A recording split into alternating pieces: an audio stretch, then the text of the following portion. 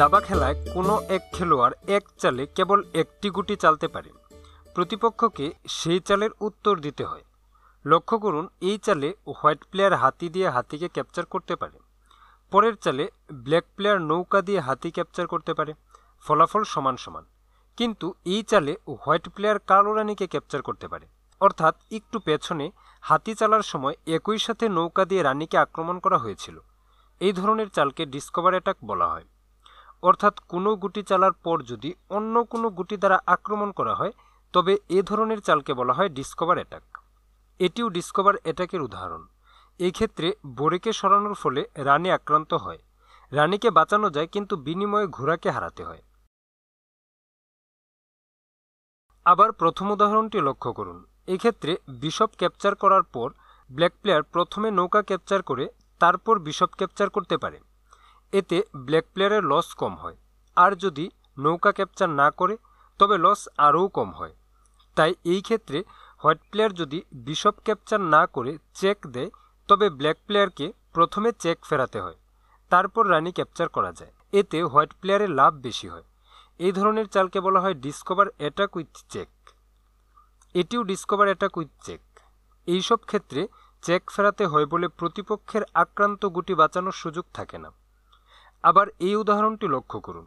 এই ক্ষেত্রে বিশপকে সরালে নৌকা দ্বারা রাজা আক্রান্ত হয়, অর্থাৎ চেক। এই ধরনের চালকে বলা হয় ডিসকভার চেক। এটিও ডিসকভার চেকের উদাহরণ। এই ক্ষেত্রে ঘোড়া সরালে রানী দ্বারা রাজা আক্রান্ত হয়। এছাড়াও ডাবল ডিসকভার চেক নামে আরও একটি চাল আছে, যদিও খেলায় এইসব চাল খুব কম দেখা যায়। ডিসকভার অ্যাটাক ধারণাকে কাজে লাগিয়ে খেলার বিভিন্ন পর্যায়ে প্রতিপক্ষ থেকে অনেকটা এগিয়ে যাওয়া যায়। সাধারণত আনপ্রোটেক্টেড গুটি, অর্থাৎ যে সকল গুটি বিনা কোনো সাপোর্টে থাকে তাদের উপর এই ধারণা প্রয়োগ করা হলে অধিক লাভ হয়। যেমন এই ক্ষেত্রে প্রতিপক্ষের রানী বিনা সাপোর্টে অবস্থান করছে। যদি বিশপ সরিয়ে চেক দেওয়া হয় তবে ব্ল্যাক প্লেয়ারকে চেক ফেরাতে হবে। পরের চালে রানী ক্যাপচার করা যায়। এই অবস্থাটি তুলনামূলক জটিল। এই ক্ষেত্রেও ডিসকভার অ্যাটাক ধারণাকে কাজে লাগিয়ে প্রতিপক্ষ থেকে এগিয়ে যাওয়া যায়। মনে রাখতে হবে, যদি ডিসকভার অ্যাটাকের সাথে চেক দেওয়া হয় বা ডিসকভার চেক দেওয়া হয় তবে অধিক লাভবান হওয়া যায়। কিন্তু যদি কেবল ডিসকভার অ্যাটাক করা হয় তবে আক্রান্ত গুটি দ্বারা চেক দিয়ে অথবা অধিক মূল্যবান কোনো গুটিকে আক্রমণ করে ডিসকভার অ্যাটাককে নিউট্রাল করা হয়। আবার ডাবল ডিসকভার চেক দেয়া হলে রাজাকে অবশ্যই সরাতে হয়, কারণ একই সাথে দুটি চেক ফেরানোর এছাড়া অন্য কোনো রাস্তা নেই। এই উদাহরণটি লক্ষ্য করুন। বিশপ E5 ডাবল চেক দেওয়ার ফলে চেকমেট হয়ে যায়। ব্ল্যাক প্লেয়ার হাতিকে ক্যাপচার করতে পারে অথবা নৌকাকে ক্যাপচার করতে পারে, কিন্তু ডাবল চেক বলে অবশ্যই রাজাকে নিরাপদ ঘরে সরাতে হয়।